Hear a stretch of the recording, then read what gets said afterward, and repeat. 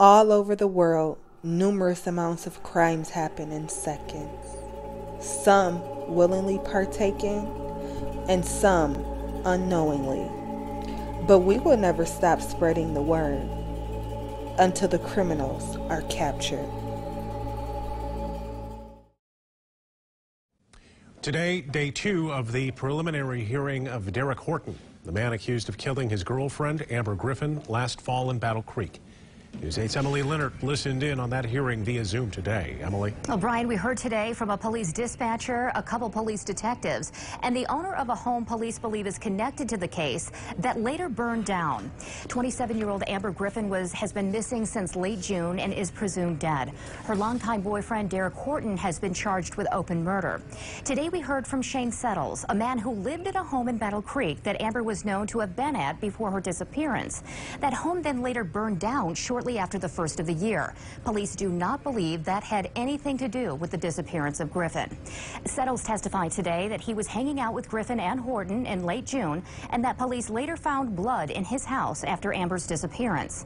We also heard from a lab scientist from the police department's forensic unit today about another residence police investigated. He said he was called there by 2 detectives. Showing me what they thought appeared to be a drag pattern in the grass, which I concurred with, and they took me back to an area of from there that went back into a area where we located some what appeared to be bloody pants. Well, today's hearing just wrapped up for the day. The court has yet to schedule when it will be continued. So she goes missing in June, but this particular house didn't burn down to the first of the year. So they said he had something to do with that house being burnt down. But typically that's not exactly where her death was. Her death was at another location where detectives were called and they seen bloody pants in a drag pattern.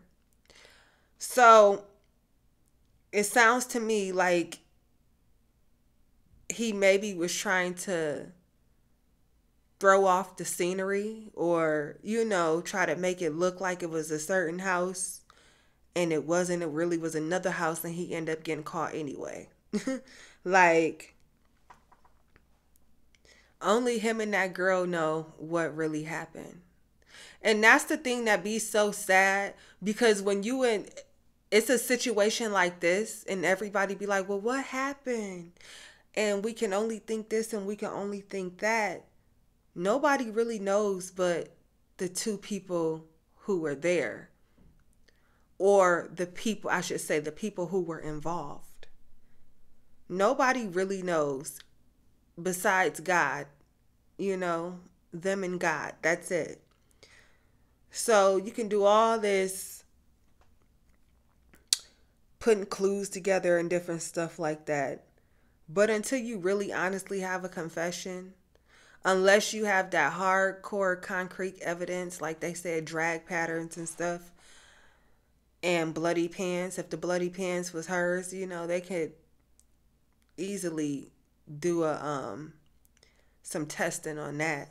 And if it come back to hers, then they could piece pieces together or whatever. But that's exactly what it sound like. It sound like he probably murdered her somewhere else. But that house that he burnt down, they used to stay at that house. So he didn't do the dirt where he slept at. He did the dirt somewhere else.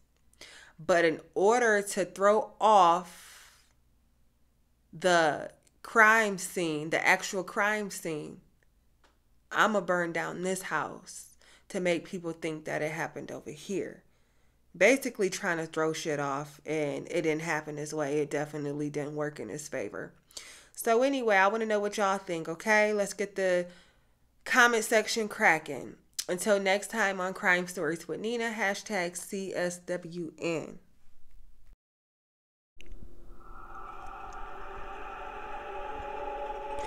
As we continue to pray for the healing of this nation and let God rule and reign, we won't stop fighting. Because most of all, we want justice.